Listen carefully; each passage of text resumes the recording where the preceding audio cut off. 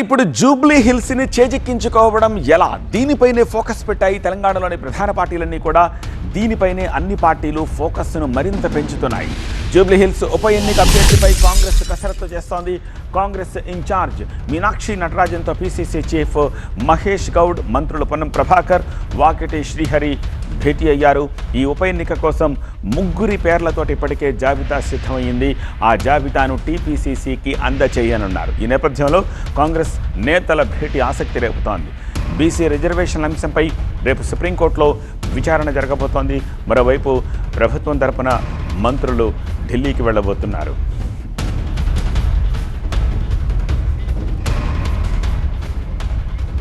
మరింత సమాచారం అందించేందుకు మా ప్రతినిధి అశోక్ సిద్ధంగా ఉన్నారు. అశోక్, సో ఆ 3లో ఒకరు ఎవరు కాబోతున్నారు, అది బయటకు వచ్చే అవకాశం ఇంకా ఎన్ని రోజులకి పట్టే అవకాశం ఉంది, అలాగే స్థానికం గురించి ఏం ఆలోచిస్తున్నారు?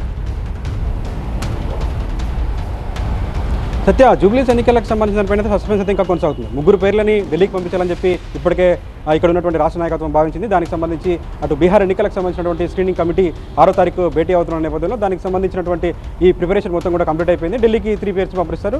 అందులో హైకమాండ్ డిసైడ్ చేస్తుంది. అదొక వైపు అయితే స్థానిక ఎన్నికలకు సంబంధించిన ఒక కీలకమైన భేటీలు అయితే ఇక్కడ జరుగుతున్నాయని చెప్పొచ్చు. మార్నింగ్ నుంచి కూడా అనేక కీలకమైన భేటీలు జూమ్లో జరుగుతున్నాయి, జూమ్ మీటింగ్లో జరుగుతున్నాయి, అలాగే ప్రత్యక్షంగా కూడా జరుగుతున్న పరిస్థితి మనకు కనిపిస్తుంది. మీనాక్షి నటరాజన్తో 3 మంత్రులు కూడా భేటీ అవ్వడం జరిగింది. ఈ ఎమ్మెల్యే కోటర్స్ దగ్గరే మనం ఉన్నాం. అయితే మార్నింగ్ నుంచి కూడా ఈ భేటీ అయితే కొనసాగుతుంది. అయితే రేపు జరగబోయే సుప్రీంకోర్టులో జరిగినటువంటి ఈ కోర్టు హియరింగ్కి సంబంధించిన దానిపైన ఏ విధంగా వ్యవహరించాలి, ఏ విధమైన డిసిషన్స్ తీసుకోబోతున్నారు, 42% రిజర్వేషన్ ఎందుకు తీసుకోవాల్సిన అవసరం పడింది, దానికి సంబంధించినటువంటి డీటెయిల్స్ మొత్తం కూడా అటు మీనాక్షి నటరాజన్కి 3 మంత్రులు కూడా వివరిస్తున్న పరిస్థితి మనకు కనిపిస్తుంది. రేపు జరగబోయేటువంటి ఈ సుప్రీంకోర్టుకు సంబంధించినటువంటి హీరింగ్లో కూడా ఈ మంత్రులు మొత్తం కూడా ఢిల్లీకి వెళ్ళే అవకాశం మనకు కనిపిస్తుంది. వాళ్ళతో పాటు కూడా ఇంకా కొంతమంది బీసీ నేతలు కూడా వెళ్ళే అవకాశం కనిపిస్తుంది. అభిషేక్ సింఘ్వి, అటు కాంగ్రెస్ రాజ్యసభ సభ్యులుగా ఉన్నటువంటి అభిషేక్ సింఘ్వి దీనికి సంబంధించినటువంటి వ్యవహారం మొత్తం కూడా చూస్తున్నారు. ఆయన వాదించనున్నారు. అలాగే ఇక్కడ జరుగుతున్నటువంటి 8వ తారీఖు రోజు ఇక్కడ హైకోర్టులో జరిగినటువంటి కేసుకు సంబంధించిన దానిపైన కూడా ఆయనే పార్టిసిపేట్ చేస్తారు. అయితే దానికి సంబంధించినటువంటి డీటెయిల్స్ కూడా ఇప్పటికే అందరూ మంత్రులు కూడా, అందరూ బీసీకి సంబంధించినటువంటి నేతలు కూడా